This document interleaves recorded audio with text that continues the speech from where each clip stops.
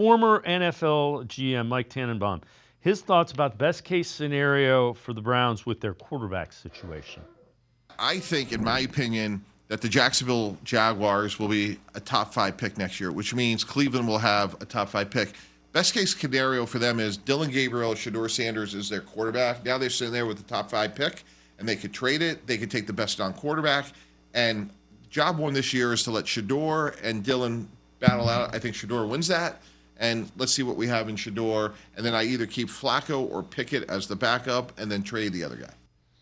Yeah, Jeff, I don't see that. I see them trying to win initially and seeing how that goes. So that would be Flacco or Pickett.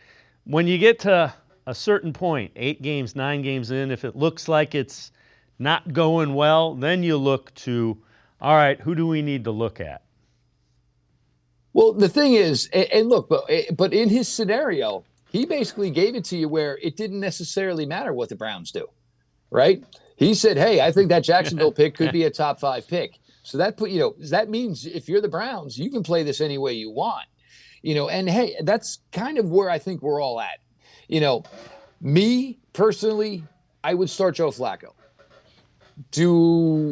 Does it sound like to me, between the words we're getting from Kevin Stefanski, that maybe Kenny Pickett has an upper hand? I'd say it's possible. But even still then, Flacco or Pickett, whatever they necessarily do for this team next year, and say they take them on a longer, run where, maybe you get 2 starts for Shedeur, 2 starts for Gabriel. You're still taking the quarterback anyway, because you're not thinking Kenny Pickett all of a sudden now is going to be a top level quarterback in the NFL.